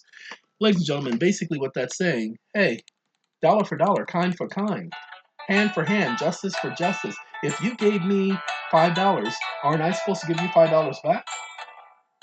Well, if you gave me $5 in quarters, whose responsibility is it to give you $5 back? You didn't specify that I couldn't pay you back in quarters. You didn't say I couldn't pay you back in dollar bills. Ladies and gentlemen, if somebody gives you a loan and they don't tell you the matrix of the loan, how the loan was generated and what species the currency was in, those are things that you have a right to know by law. Not required to know, but have a right to know. They're required to tell you. Let's consider what Theodore said. Now, I therefore, Franklin Delano Roosevelt, President of the United States of America, in view of such national emergency and by virtue of the authority vested in me by said act, do hereby proclaim, order, and declare that there will be maintained and observed by all banking institutions and all branches thereof located in the United States of America, including the territories and insular possessions, banking holiday, and that during said period all banking transactions shall be suspended during such holiday. Hold on now, let me get back to where I was. No such banking institution or branch shall be permitted to withdraw or transfer in any manner or by any device whatsoever or any currency, nor shall any such banking institution or branch pay out deposits, make loans, discount transfer credits, or transact any other banking business whatsoever. During such holiday, the Secretary of the Treasury, with the approval of myself, the President, and under such regulations as he may describe, because, he has every authority, because I don't have no authority, is authorized and empowered, because I just gave him the power by saying that, to permit any and all of the other said banking institutions to perform any and all of the usual banking functions. See, they get to perform the usual banking of functions, but not the exact banking of functions, to direct, require, permit for issuance of clearinghouse certificates and other evidences of claim against the assets of banking institutions, to authorize the direct to creation of such banking institution and special trust accounts. Hey, ladies and gentlemen, where are these special trust accounts? Anybody ever done any research on what's a special trust account? I would be willing to do that right there, because if I can create myself a special trust account, can you imagine what damage I could do? Anyway, let me continue. To receipt of new deposits, which shall be subject to withdrawal and demand without any restrictions or limitations, and shall be kept separately in cash. Cash? What the is cash? Anybody ever found out what cash was? Because nobody ever told me the definition of cash, y'all. I asked the court that, and they refused to tell me. And on deposit to the Federal Reserve Bank and invested in obligations of the United States. Go ahead and look up the definition of cash. Go look in law. This is the only one I ever seen the word cash, okay? No definition of cash, but there's always a cashing as used in this order. The term banking institution shall include all Federal Reserve Bank, National Banking Association, bank trusts, companies, and savings and banks. Savings banks, that's right, and building and loan associations, credit unions, and other corporations, participations, or participations, or associations, and persons engaged in business of receiving deposits, making loans, and discounting business papers, and transacting with other banking business. In other words, you mother. Okay, ladies and gentlemen, how can they argue with these points right here? No one can, because I can't. Nobody can tell me it's nonsensical, because these are their words. Doesn't make sense to me how the bank can claim they lent someone money. And when that person demands, I need to see what money you lent me, because I'm looking at these laws right here, and I just need you to, because you're bankers. You guys have a cat's bird seat. What's a cat's bird seat? Huh? Cat's bird.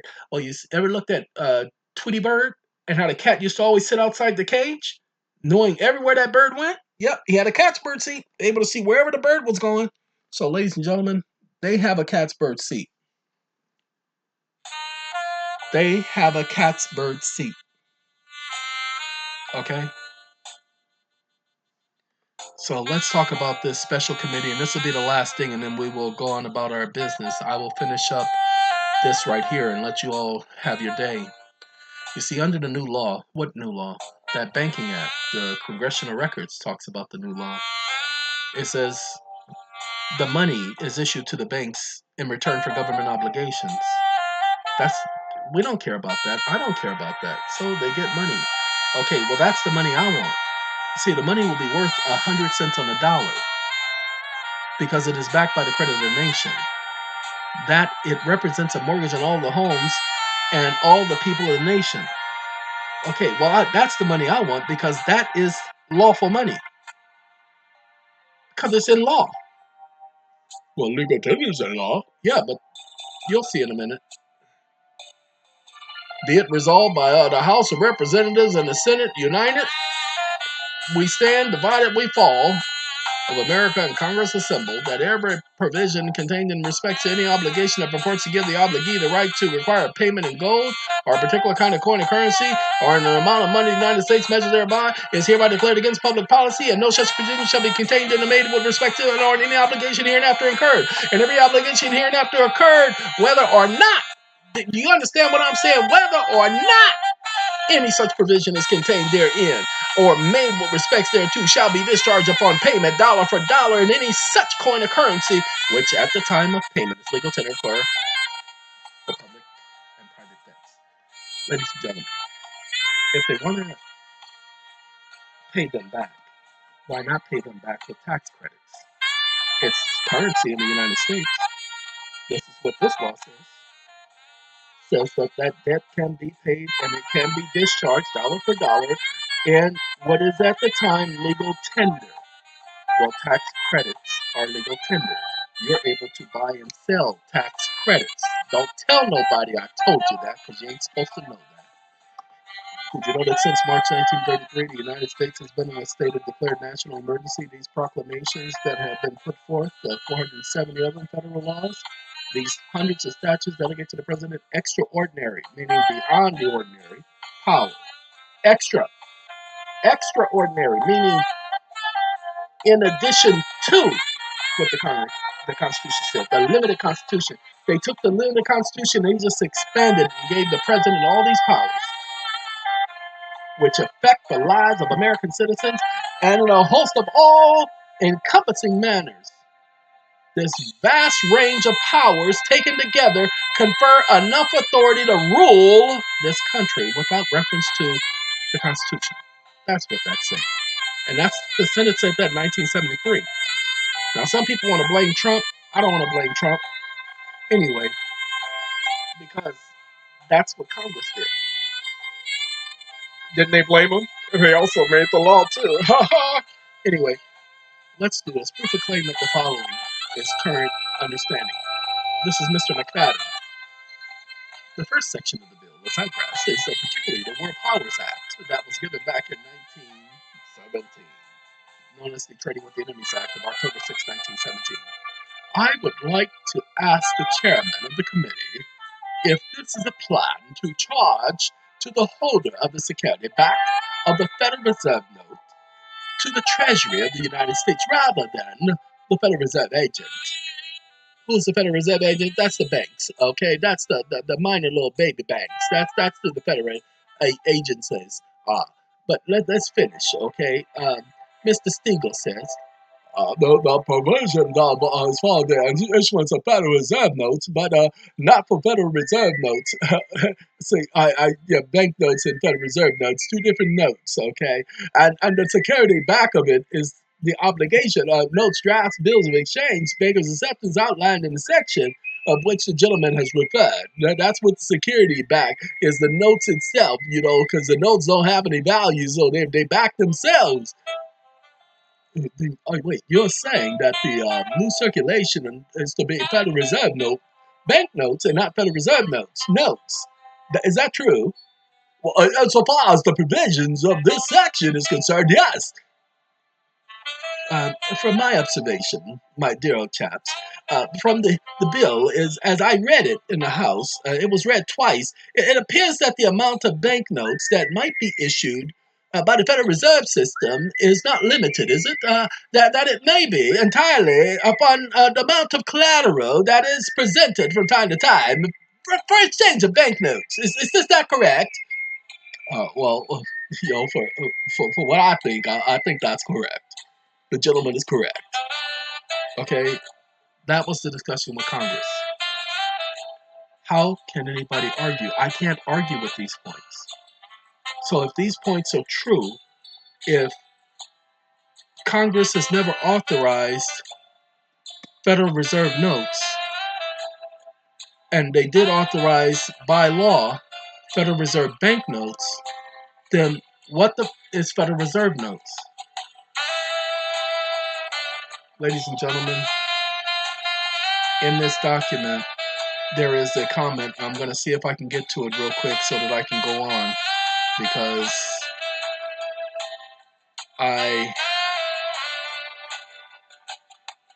think I need to get past this section. That's why this is so long, because we decided to put the case law in here. Here it is right here, this section. Well, this whole section, 1, 2, and 3, so I do have to read this because this is the point of this section. Let's see. Nope, that's 15. I can go past 15. We covered that. And we'll go to the next section after this. Okay. We'll start here. That the banking institutions are utilizing bookkeeping entry credit And because the law defines a banking transaction or institution as one who engages in the business of banking, i.e., banking business, during this current national banking emergency defined in law as bankruptcy, such bookkeeping entry credit utilization is construed as currency of the United States and may be utilized for the payment and or repayment of loans instituted and or issued in the same species. Is this not so? In other words, since we're in a national emergency and normal banking business has been suspended, but you are allowed to conduct banking business as a banking institution, of which the law says each of you are banking institutions, does that not allow you to deal with the same type of currency that they deal with? That's what that's saying. Number 3 says, it is to be noted that there is no statute of limitations on fraud, and that the complainant, in making a request for verification of debt and bringing forth a claim of fraud, was within the statutory limits of the verification of debt section of the Fair Debt Collections Practices Act. This would be the case even hadn't the respondents attempted to recontract through written communication with the complainant. The sheer, look how this sheared off half his head. The sheer fact that the United States congressional record conclusively documents that it is impossible for financial institutions to have loaned actual currency of value to the complainant highlights the fraud. The complaint, this is supposed to be ANT, this is supposed to be complainant. Where's my mouse? ANT. Uh-oh, too many T's. The T's have it. Is speaking, or seeking reference to, or no, speaking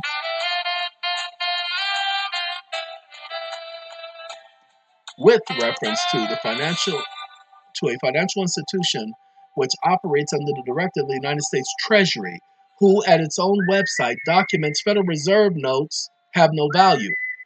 This information, watch this, has been publicly available to everyone and anyone for over 75 years.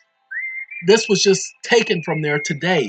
The government goes so far as to say the following. Watch this.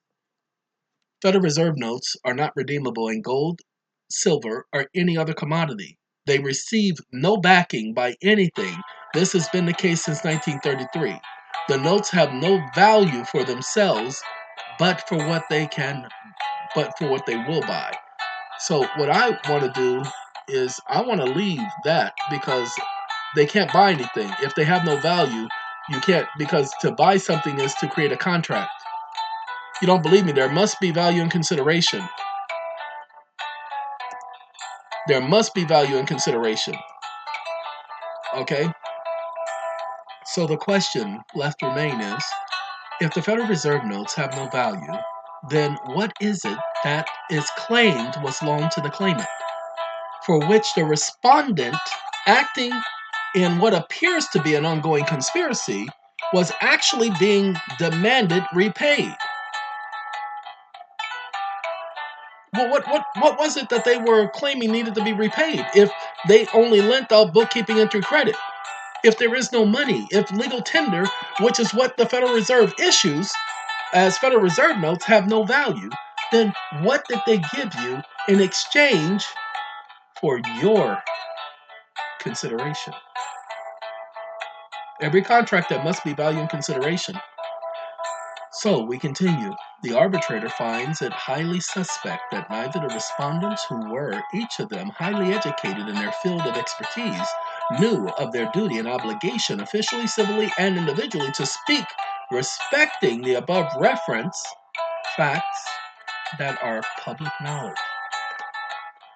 Why didn't they speak up? Order for relief. Because I don't have a choice.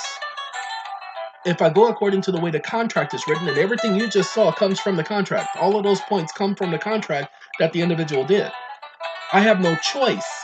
The respondents have not given me any evidence to the contrary, so I have to take the contract on its face value. Why? Because there is no rebuttal to the contract, I have to take the contract as unrebutted. Why? Because the contract is an affidavit. It actually says it's an affidavit. So because there is no points rebutting the affidavit, I must take the affidavit as true. There'll be some judges say, no, you didn't have to do that. Yes, I did. Because I have to follow the letter of the law. I don't get to follow what my conscience says, how I feel, because my feelings don't come into the mix with arbitration. We have proof that the parties communicated with each other. We have proof that notices were mailed. We have proof that we mailed notices. And the only thing that I got was a response saying, hey, there ain't no contract. Well, the law says, this is the Supreme Court of the United States, when there is a challenge, there ain't no contract. Well, that's deemed a challenge to the contract as a whole. That's a matter for the arbitrator to decide. Well, I find that I have a copy of the contract. Hold on. Let's go down here. Where is it? Where is it? Where is it? There it is right there. Here's the contract. I have a copy of the contract. Okay. So I have a copy of the contract, so I know there's a contract, but they say there is no contract. Then they say they never agreed. Wait a minute, you telling me you didn't have a prior race relationship with these guys? Oh, you did have a prior relationship, and you received the contract. Well, we received something. Okay, did you respond? No, we didn't respond. Why didn't you respond? Anybody hear those crickets? Because that's all the arbitrator gets is crickets, because nobody answers that question. So if you cannot explain why you did not respond to the contract, then you're in default. Because it's a contract. Your only response was there was no contract. A contract is an agreement between the parties. Well, you can only do a notice and change in terms of agreement if there's a prior agreement. The contract clearly states it's a notice of change in terms of agreement. It will be interesting because I believe we're going to send a copy of this video to the parties. Why? Because it is necessary for everybody to understand that we're not doing anything wrong when we are receiving contracts with parties' names on it, and the parties say we're choosing you, and the contract shows that they gave the right to choose. And they pay for the service of arbitration. This particular contract, I've been deliberating. Normally, we're supposed to only deliberate on it and handle it within the time frame for which is governed. That was the services that were paid. This one, it normally doesn't for a simple default. It's just normally should take less than an hour to go over the contract and to render a decision, and to create it, it's almost an hour and a half to do the contract. To do the arbitration award. But this one has taken longer because the party made a claim that there was no agreement, and that constituted a response. So I had to go over the documents. I had to go and find the case law. What do you mean find? Well, because you can't just respond. You have to know what you're talking about when you're responding. So that's why using the case law, no one can say it's inconsequential or dumb or stupid or word soup, gobbledygook. All of these objectives and adjectives, no one can say that. Because now you'll be saying these laws are gobbledygook, that they're not really laws. And Congress spoke of, wait, hold on, watch this. Let's show you how you'll be saying that. 470. Uh-oh. There we go. 470 laws. You'll be saying each one of those 470 laws is gobbledygook. You'll be saying that the fact that Congress said that there is no money, and the Treasury says there is no money in our current environment, that Congress has documented, because when Trafficant got up there and spoke before Congress in March of 1993 on that 17th day, nobody contradicted him. Nobody challenged what he said. Nobody cut him off. Nobody stopped him. Nobody said, hey, you are lying. Stop that. Nobody. Nobody's body. Okay? That's what's going on here. All right, ladies and gentlemen, this is a demonstration of how we do arbitrations. This is a demonstration of how we consider the facts. This is a demonstration of how we take into consideration the parties, but we don't choose one party over the other because it has to be based on the law, not based on our personal opinion. Our job is not to sit up here and just to render a decision and give out hundreds of trillions of dollars. There is no money. So if there is no money, we're not awarding millions of dollars. We're doing kind for kind. We're following the contract. Whatever amount the contract says and whatever species the contract speaks in, that's what we award. We have no say one way or the other. Everybody wants to put a value on legal tender, known as Federal Reserve notes, when the Treasury has said, wait, hold on. No, V-A-A-L-U-E.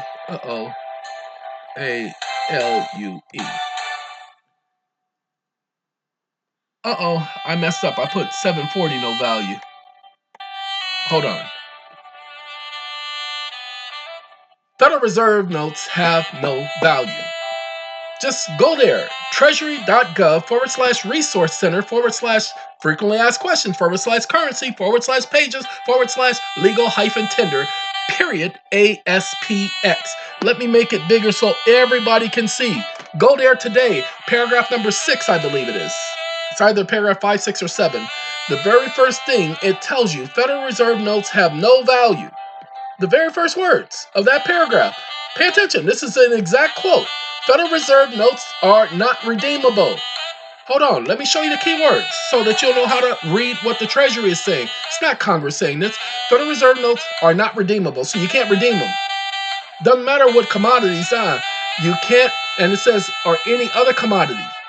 But if you read on, it says it can be redeemed in market, blah, blah, blah, and all that commodities. It does say later, when it contradicts itself, you can disregard the whole statement of the contradiction. They receive no backing because they're not backed by anything. See, receive no backing by anything. They're not backed by anything. The notes have no value for themselves. They represent nothing of value. So if it represents nothing of value, then what was loaned to this party? They're just asking. They have a right to know. I didn't make this up. Yet I can add that to the document because those are the facts. The problem is because those are the facts. That's the law. Because the law says this. What do you mean the law? Well, the law says that we have to rely on the facts. Well, I cannot change the facts. The facts is there is no money in the form of Federal Reserve notes. Because money has to be backed by something. Money has to be supported by something. Okay? They have to have something underneath it to keep it steady. Well, Federal Reserve notes have nothing to keep it steady, which is why the Treasury put in over $3 trillion into the stock market last year. Go ahead and do your research. They put in $3 trillion. Well, if the dollar bills really had that much, now remember, they just got mad at Congress for wanting to do $2 trillion. But they did $2 trillion last year. And now they're getting mad at them for doing another $2 trillion. Why? Because they know it has no value, people. God, they know it has no value. These numbers don't mean nothing to them. Do the arbitration agreements have value? Yes, they do. How do they have value? Go back and listen to the video I did on Friday. I'll explain it again. We'll do about 3 minutes of that and then we'll cut this. They have value in this way. Arbitration awards are done by judges. Watch this. JUDICIALIMMUNITY.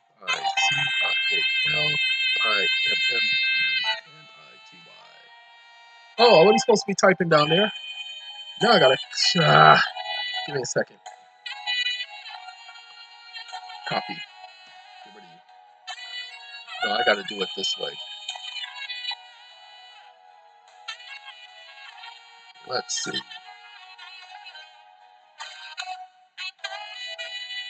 I can do that. I think we're okay. And we do that. Arbitrators have judicial immunity because they perform judicial acts. They are judges. The Federal Arbitration Act is done by Congress. These are legislative judges under congressional power, not judicial power, as far as the judicial branch. They sit under the same power as the judges who act in the same way. Pay attention. Judges of courts, superior or general jurisdiction, we have jurisdiction only under arbitrations, and the contract, are not liable to civil actions for their judicial acts. As long as my acts are judicial in nature, as long as I sit in a judicial capacity, is what the Supreme Court says here. They've been saying this since the 1800s, but it's been going on since before then. Okay? That's what's going on here. So that's why I'm saying at this location, with this organization, what you will not find on any day of the week is anybody violating the law, because we won't stand for it. It will not happen. Not this week, not last week, and not the week before. It just won't happen. It's not that type of party. So, ladies and gentlemen, because the awards have value, because they are issued by a lawful, legal organization under legislative statutory authority, then the award's value can equate to income when it's issued to a party, and they have to file their taxes. Again, when you file your taxes, you take out the withholdings of the award. So let's say your award is $100,000. Well, better yet, let's say it's $161,000, and you're taking out $61,000 because that's going to be your idea of 61%. And you do a nice little notice to the IRS on a schedule form. That's what the schedule forms are for. You do a statement letting them know that you're withholding that amount, 61%. Well, technically, it's a little bit under 61%, but anyway, 61%. You're going to withhold 61%, 30 for income, 15 for Social Security, and 15 for Medicare. And you file your taxes and seek your return. I explain it this way to people. You go to the store to acquire a hot dog, and you give them a $20 bill, and the hot dog is only 50 cents. What they going to give you back? Okay, now just pay attention. I'm not telling you to do anything. I'm telling you what the law says you get to do. Go back and watch the other video. I take you to the IRS website where they point this exact same stuff out to you. Where they say you, and then they talk about businesses. They're talking to you, but nobody wants to pay attention. All right. Hey, if you stayed around to the very point of this portion of the video, then I give you all the power in the world, because if the information isn't enough to keep you going, to allow you to earn a living for yourself, especially if you're out of work. We have millions of people who are out of work. And this information right here is enough to sustain them and to help bring down the deficit, the budget, and to put money in people's pockets, to make people more relaxed, to build their credit, to bring their score up, to correct records. There is so much that's in here. I don't know if any of you will understand. Some of you are going to say you understand. Some of you are going to say you get it. I got less than a minute to talk. Some of you are going to say you get it. Some of you are going to say, man, I get what you're saying, and I'm going to do it tomorrow. Others are going to sit up there and say, no, man, I'm waiting to see. I got to wait to see, how many people do it. And if it works out, then, then I'll get into it. But, I just ain't there right yet. The way my arthritis and everything be flaring up, I don't know if I'll be able to put a pen in my hand. You say no pen, I can do a computer? No, I don't even think my fingers would even be able to hit them buttons. Oh, you say you can speak it into the... No, I don't even think my mouth would be able to formulate the words. You know what I'm saying? I just got to give you an excuse for every excuse, because that's what I do. I excuse everything. So excuse me, y'all. I got to go. All right? Peace out, everybody. Have a good night. Have a good life. Have a good time. Hey, 2 hours to let you know that I have not stopped. Take care of yourselves. Stay safe. Stay healthy. And stop arguing with